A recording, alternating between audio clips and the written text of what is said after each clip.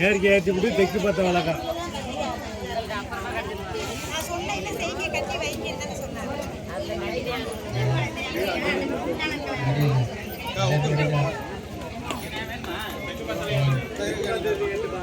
அப்புறம் இந்த சிலர்லாம் வந்து மஞ்சள் கிழங்க விளக்குல கட்டாம இருக்க இவ்வளவு இருக்கு, அவங்கெல்லாம் கொஞ்சம் கட்டிக்கங்க. இதெல்லாம் அலங்காரம் அப்படியே பண்ணிக்கணும்.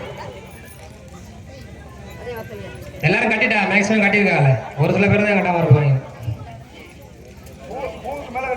அதுக்கப்புறம் நீங்க வந்து தெற்கு பார்த்த தீபத்தை ஏத்துங்க. உங்களுக்கு தீர்க்க ஆயுஷா இருக்கணும் அப்படின்னு சொல்லி வேண்டிக்கிட்டு தெற்கு முகமா இருக்க தீபத்தை ஏத்துங்க. குலதெய்வத்துக்கு அதுக்கப்புறம் தெற்க உள்ளதை ஏத்திக்கங்க.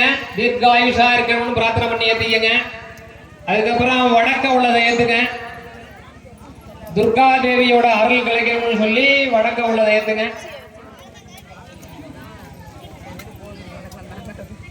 துர்கா தேவியை நல்லா பிரார்த்தனை பண்ணிக்கிட்டு வடக்க உள்ள விளக்க ஏத்துங்க.